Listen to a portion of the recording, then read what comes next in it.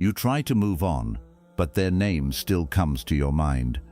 You keep yourself busy, distract your thoughts, even tell yourself it's over, yet somehow they remain in your heart. It feels confusing. You ask yourself, why can't I just forget them? Was it love? Was it attachment? Or is there something deeper behind it? Islam teaches that not every feeling is random, but not every feeling is meant to be followed either. Sometimes what you hold on to is not the person, it is the meaning you gave them, the hope you built around them, or the part of yourself you connected to them. Today we will understand why it is so hard to forget someone, and how you can finally let your heart find peace again. 1. You are attached to the feeling, not just the person. One of the most clarifying and most difficult things to honestly examine when you cannot forget someone is the question of what precisely you are missing. Because what you think you are missing and what you are actually missing are not always the same thing. The mind, when it holds on to someone, tends to hold on to them as a whole, as a person, as a presence, as the complete experience of knowing them. But when you look more carefully, with the kind of honest attention that grief does not usually make easy, you often find something more specific beneath the whole. You are missing a feeling, a particular quality of experience that this person produced in you. And that feeling, not the person themselves, but the feeling they gave access to, is what the heart is actually reaching for when it reaches for them. What kinds of feelings do people miss when they miss someone? The answers vary, but certain themes are remarkably consistent. The feeling of being genuinely seen, of having someone understand you in a way that felt rare and valuable. The feeling of comfort, of a presence that made the world feel more manageable or less lonely. The feeling of being chosen, of mattering to someone in a way that confirmed something about your worth. The feeling of aliveness, of experiencing emotions at a particular depth and intensity that ordinary daily life does not usually produce. These feelings are real, and the longing for them is real. But the important thing to notice is that none of them are uniquely the property of this specific person. They are experiences that you are capable of having, and that life is capable of providing through many different sources. Islam teaches that the human heart was created with a deep and genuine need for connection, and this need is honored in the Islamic framework, not dismissed as weakness. The longing for closeness, for being understood, for genuine emotional intimacy, these are part of the design. They are part of what makes a human being capable of the kind of love that Islam celebrates and the kind of community it builds. But the heart, left without proper guidance, can direct these genuine needs toward any available source of satisfaction, and when that source is removed, what remains is not just the loss of the person, but the unmet need that the person was temporarily satisfying. Recognizing this distinction is important. The need itself is legitimate and will be met. What is in question is not whether you deserve to feel those feelings, but whether this specific person was the right and lasting source of them. When you understand that what you are missing is partly a feeling, the path forward becomes more honest and more possible, because feelings are not permanently locked inside one person. The quality of being genuinely seen, you can find that again. The comfort of a presence that made life feel less heavy, you can build that again. The aliveness of deep emotional engagement, that capacity is in you, and it will be activated again by the right connection, in the right time, in the right way. What you need to do in the meantime is to stop directing the longing for those feelings exclusively toward the person who is no longer available, and to begin to notice and tend to those needs in other ways, through your relationship with Allah, through genuine friendships, through the honest work of caring for your own inner life with the same attention you are giving to someone else. There is also something worth examining in the feelings that the person gave you access to that perhaps you had not found within yourself before. Sometimes the reason a person feels irreplaceable is not because they were the only possible source of a feeling, but because they were the first or the clearest or the most significant source of it in your experience so far. If someone showed you what it felt like to be genuinely listened to, and you had rarely experienced that before, the longing for them is partly a longing for that experience of being heard, and the healing, in part, involves learning to give that experience to yourself, to develop the relationship with your own inner life and with Allah that provides the quality of being heard that you were reaching for in the other person. The most honest question to sit with, when the missing is strong, is not why can I not forget this person, but what specific feeling am I reaching for right now, and how can I begin to tend to that need in a way that does not depend entirely on their presence. This question takes the focus from what is absent and places it on what is genuinely needed, and from there, real and lasting healing becomes possible. Because when the heart understands what it is actually reaching for, it can begin to reach for it in the right direction, toward Allah first, who is the only source of the love and the seenness and the complete understanding that every human heart is ultimately and most deeply longing for. 2. Porn. Your mind keeps replaying what you lost. The mind has a relationship with loss that is not particularly rational and not at all interested in your instructions about what it should and should not think about. When something significant ends, a connection, a relationship, a chapter of life that held genuine meaning, the mind does not simply file it away and move on. It processes, it returns again and again to what happened, examining it from different angles, testing different interpretations, searching for something that the conscious mind cannot always name, but that the processing mind insists on looking for. This returning is not weakness. It is the mind doing what minds do when they encounter something that mattered, trying to understand it, integrate it, and find a way to make sense of where it belongs in the larger story of who you are. What is particularly revealing about the replaying process is the way it edits. The mind, in grief and longing, is not an objective recorder. It does not give equal weight to all the moments of a connection.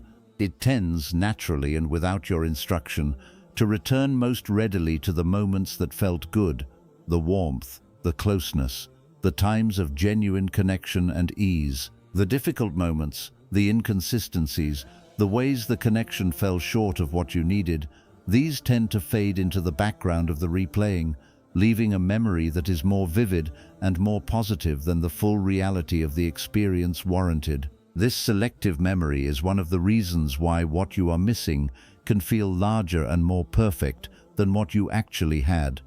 You are replaying a highlight reel of a connection that, in its full reality, was more complicated than the replay suggests. Understanding this editing process is genuinely important for healing, because if you are grieving a connection based on the highlight reel version of it, if the person you cannot forget is the best version of the experience rather than the full and honest version, then part of what needs to happen is a more honest remembering.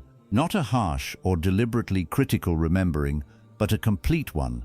One that holds the warmth and the real moments of genuine connection alongside the confusion and the ways it did not serve you and the reality of why it ended. This complete remembering is not about making yourself feel worse. It is about making yourself feel accurately, about grieving what was actually lost, rather than an idealized version of it that never fully existed. The Prophet, peace be upon him, gave specific guidance about what to do when the mind is occupied by thoughts that are not serving it. Seek refuge in Allah from shaitan, make wudu, change your physical position, engage in dhikr. These are not abstract spiritual remedies. They are practical interruptions of the mental pattern, ways of physically changing the state of the mind and body to create space for a different kind of inner experience.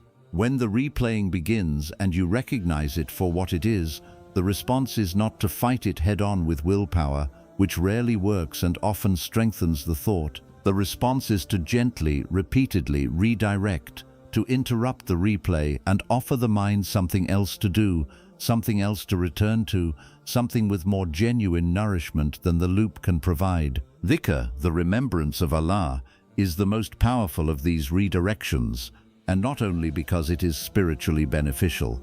It is powerful as a practical matter of inner experience because it occupies the same mental space that the replaying uses. When the mind is actively engaged in genuine remembrance, in the real, attended, meaningful repetition of Allah's names or Quranic phrases, it is not simultaneously replaying the loss. The two cannot fully coexist. And the more consistently you offer the mind the experience of genuine dhikr when the replaying begins, the more you are building a new habit of return, one that moves the attention toward what is genuinely nourishing, rather than leaving it in the loop of what is genuinely painful. This is not spiritual bypassing, it is the most honest redirection available. One of the most helpful practices for managing the replaying mind is journaling, the written, honest, private exploration of what you are actually thinking and feeling about the connection and its ending. Writing it down does something that thinking it does not. It externalizes it. It takes what has been circling inside and gives it a shape outside of you. And once it has a shape outside of you, you can look at it more honestly than you can from inside the loop. You can see patterns. You can notice what the replaying is actually returning to most frequently, and what that reveals about what the heart genuinely needs. You can write to Allah, the most honest kind of journaling, and find that putting the experience into words offered to Him has a settling effect that the mental loop alone cannot produce. The thoughts need somewhere to go. Give them a direction that serves you. 3. You have not fully accepted the ending. Acceptance is one of the most misunderstood words in the vocabulary of healing. People often imagine that acceptance means being okay with what happened, that to accept an ending is to agree that it was good, or to stop feeling the loss of it, or to reach some state of emotional neutrality in which the experience no longer has any weight. But this is not what acceptance means, and the misunderstanding is part of why so many people resist it. Real acceptance does not require you to feel okay about what happened. It does not ask you to pretend the loss is not a loss or that the pain is not real. It asks only one thing: that you acknowledge what is true, that you stop living in the gap between what happened and what you wish had happened, that you receive the reality of the ending and allow it to be real, even while you grieve it. The part of the heart that has not fully accepted an ending is the part that is still oriented toward a future in which things are different.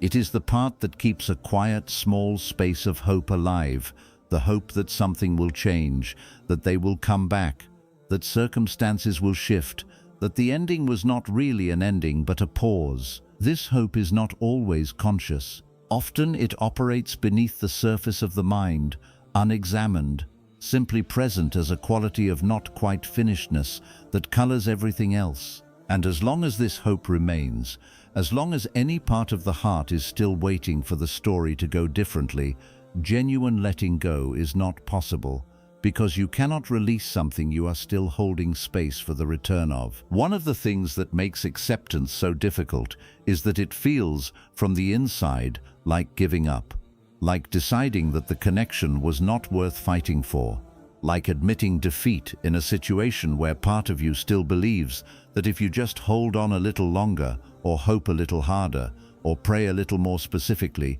the outcome might still change. This is a painful place to live, suspended between what is and what you still want, and it is a place that keeps the mind replaying and the heart holding on long past the point at which the reality has clearly indicated that the ending is real. Accepting the ending is not giving up on yourself. It is respecting what is true, and truth, received honestly, is always the beginning of healing rather than the end of hope. The Islamic concept of qadar, divine decree, is one of the most genuinely healing frameworks available for the work of acceptance. To understand that nothing in your life is accidental, that every person who entered and every person who left was within the full knowledge and permission of Allah, is to receive the ending not as a random cruelty but as something that was known and allowed by the one who loves you most. This does not make the ending painless, but it makes it comprehensible in a way that randomness never can be. It places the loss within a story that has meaning, the story of a life arranged by a creator who sees what you cannot see and who makes no decision about your life carelessly or without wisdom. Accepting the ending becomes easier when you genuinely believe that the ending was also a decree. A practical step toward genuine acceptance is to speak the truth of the ending to yourself, clearly, honestly, and with kindness, not harshly, not as a punishment, but simply as an honest acknowledgement of what is. This person is not in my life in the way I hoped. This connection did not become what I wanted it to become. This ending is real.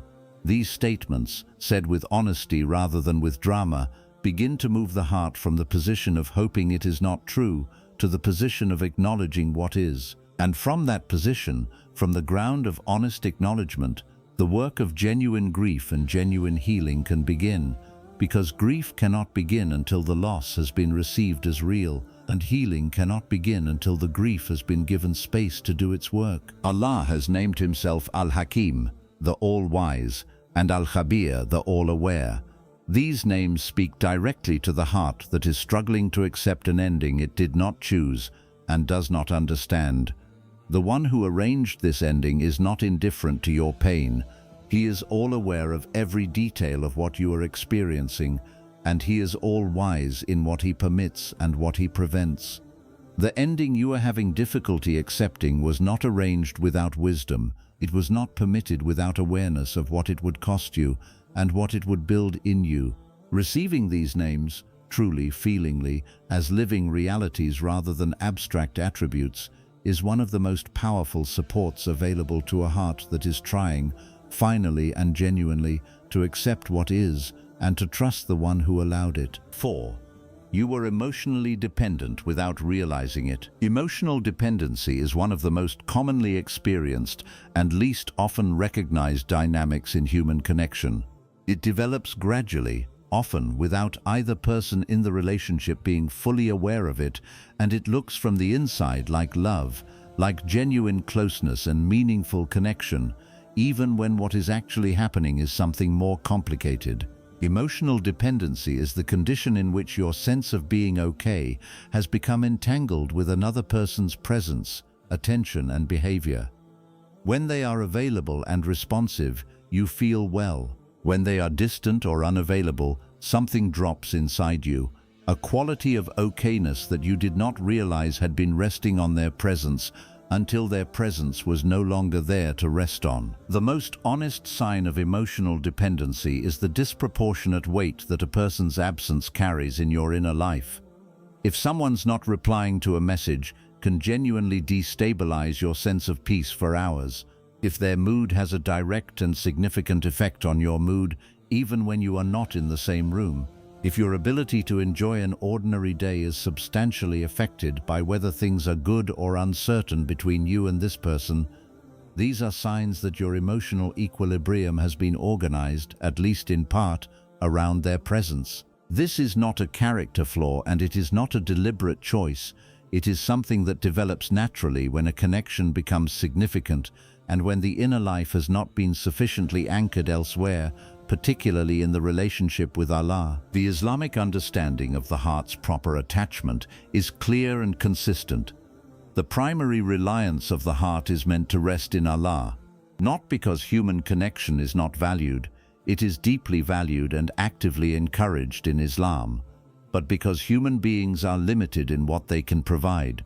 They have moods, they have their own struggles and their own needs. They cannot be consistently available in the way the heart, in its deepest need, requires. When the heart rests primarily in a human being, it places on that person a weight that no human being was designed to carry, and the person's inevitable limitations, their unavailability, their imperfection, their inability to meet every need, become sources of disproportionate pain precisely because too much was resting on them to begin with. Recognizing that you are emotionally dependent is not an invitation to self-criticism. It is an invitation to understanding, and through understanding, to rebuilding in a healthier direction. The question is not what is wrong with me for being dependent, but what was I reaching for through this person that I had not yet found within myself or within my relationship with Allah? What quality of inner stability, of being okay, of feeling held and seen and cared for, Was I locating in their presence rather than in its more reliable and more permanent source? These questions are the beginning of the real work, because once you know what you are reaching for, you can begin to tend to those genuine needs in the ways that are actually capable of meeting them. Building emotional independence. Genuine inner stability that does not depend on any specific person's presence or behavior is one of the most significant forms of personal and spiritual growth available. It is built through consistent spiritual practice, through the daily prayers that structure and anchor the inner life, through the dhikr that keeps the heart oriented toward Allah between the formal moments of worship, through the honest reflection that builds self-knowledge, through the gradual learning of how to be genuinely at peace in your own company.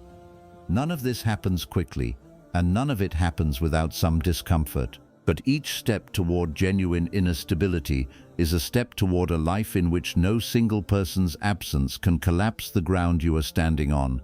That stability is worth building, and the loss you are currently grieving, if received honestly, is one of the clearest invitations to begin. The gap that opens when an emotionally significant person leaves is real, and it is painful. But it is also, when received honestly, deeply informative. It is showing you something about where your stability was resting and what it was resting on. A gap this large means something this significant was load-bearing in your inner architecture. Something that needs to be replaced, not with another person who will carry the same weight in the same fragile way, but with a foundation that is genuinely capable of holding you. And that foundation is your relationship with Allah. Not as a replacement for human connection, which is also real and valuable and part of what you are created for, but as the ground beneath human connection, the stable base from which you can love and connect and engage without the desperation of a person who has nowhere else to go if the connection does not hold. 5. It was a test that touched your heart deeply. The Quran tells us clearly that Allah tests His servants with many things, with fear, with loss, with the people in their lives, with the desires of their hearts. The test is not punishment. The test is not evidence of divine indifference or cruelty. The test is the mechanism of growth, the means by which qualities that cannot be developed in ease are developed through challenge. Patience that has never been tested is not patience. Trust that has never been required is not trust. Faith that has never been confronted by something the heart deeply wanted but could not have has not yet discovered its own depth. The test is the fire that reveals what the gold is made of, and the gold, proven through the fire, is worth more than it was before the testing began. When a person touches your heart as deeply as the one you cannot forget has touched yours, it is worth asking honestly, what is this depth about? What quality of experience did this connection produce in you that made it so significant? The answer is often revealing. Sometimes the depth comes from the fact that the connection was the first of its kind, the first experience of feeling genuinely understood, or genuinely close to someone, or genuinely cared for in a specific way.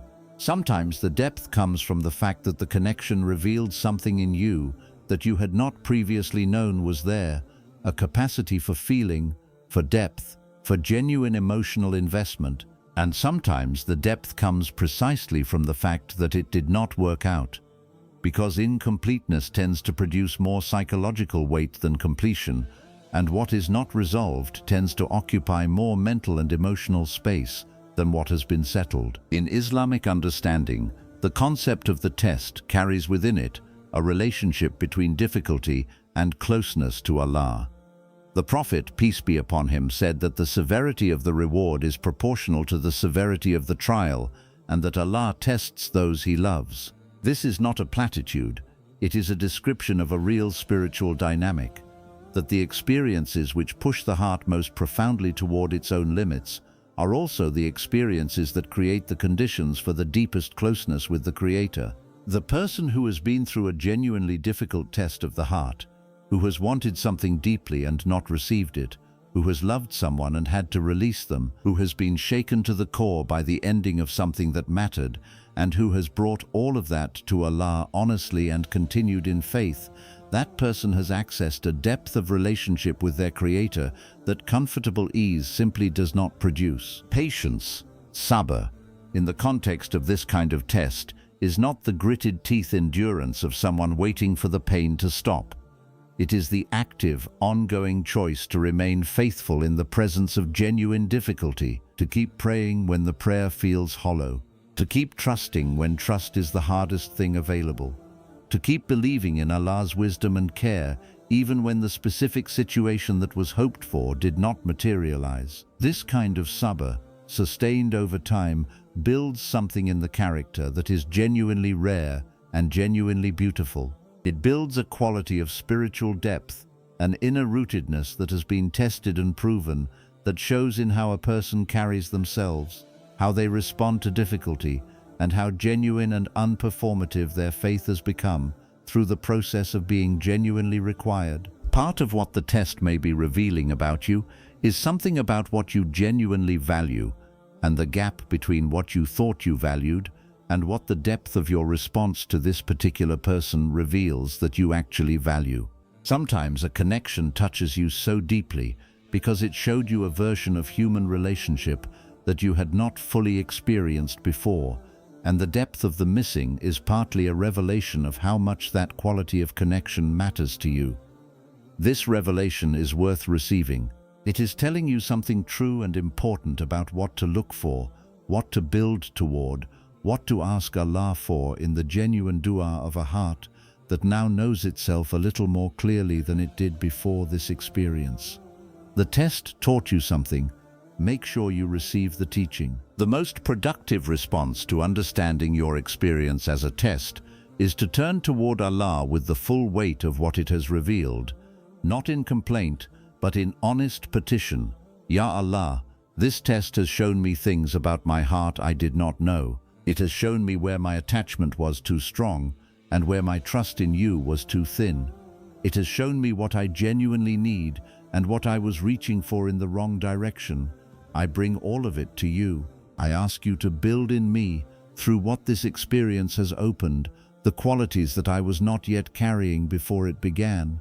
Make me more patient, more trusting, more genuinely rooted in you than I was before this test touched my heart. This prayer, honest, specific, surrendered, is the highest use of the pain.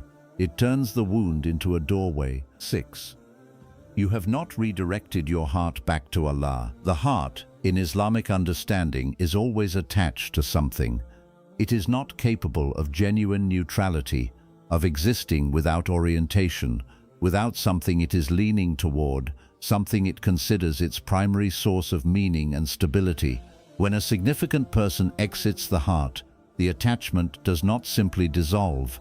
It remains, looking for somewhere to go, and without conscious and intentional redirection, it tends to stay oriented toward the person it has lost, because that is where the habit of attachment was formed and where the accumulated weight of feeling still lives. The heart keeps reaching in the direction it has been reaching, and the only thing that genuinely changes this is not willpower, but replacement, not the removal of attachment, but the gradual, sincere, daily redirection of that attachment toward its proper object. The proper object of the heart's deepest attachment in Islam is Allah, not as a consolation for what was lost, not as a second choice when human connection has not worked out, but as the primary, the original, the most fundamental relationship for which the heart was created. Ibn al-Qayyim, one of the great scholars of the heart, described the heart as having been created with a need that only Allah can fill,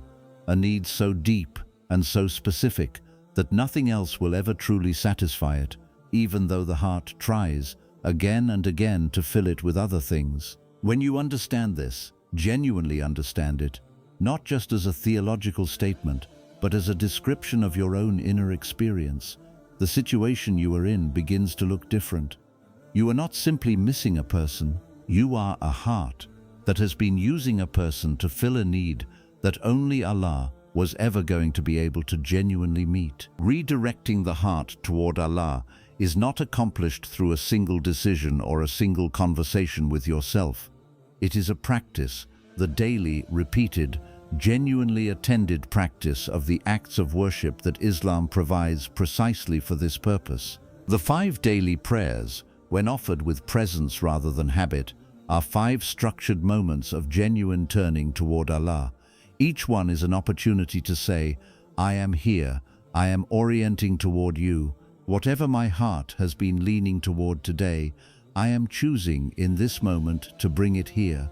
The dhikr between the prayers keeps the orientation alive between the formal moments. The Quran, read with genuine attention rather than as a routine, speaks directly and specifically to what the heart is carrying.